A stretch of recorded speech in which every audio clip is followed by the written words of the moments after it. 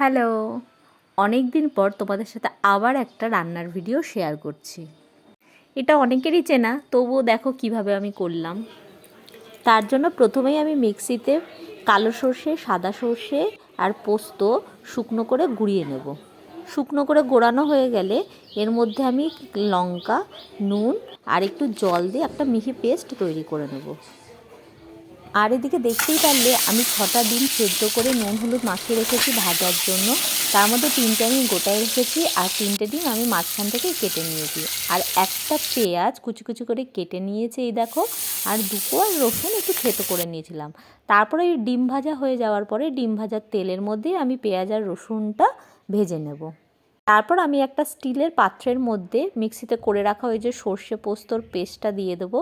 আর 2 চামচ টক দই ফেটিয়ে আমি ওই অ্যাড করব। তার মধ্যে দেবো পরিমাণ মতন হলুদ, লবণ আর ওই যে ভেজে রাখা পেঁয়াজ আর রসুনটা।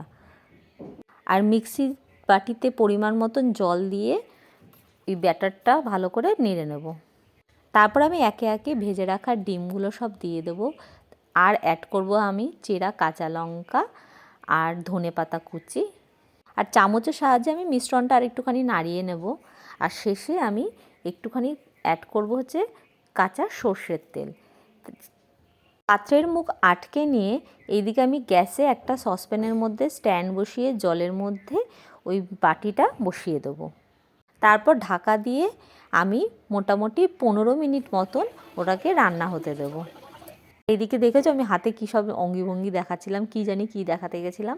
তারপর 15 মিনিট পরে ঢাকা খুলে রেডি আমাদের ডিম ভাপা।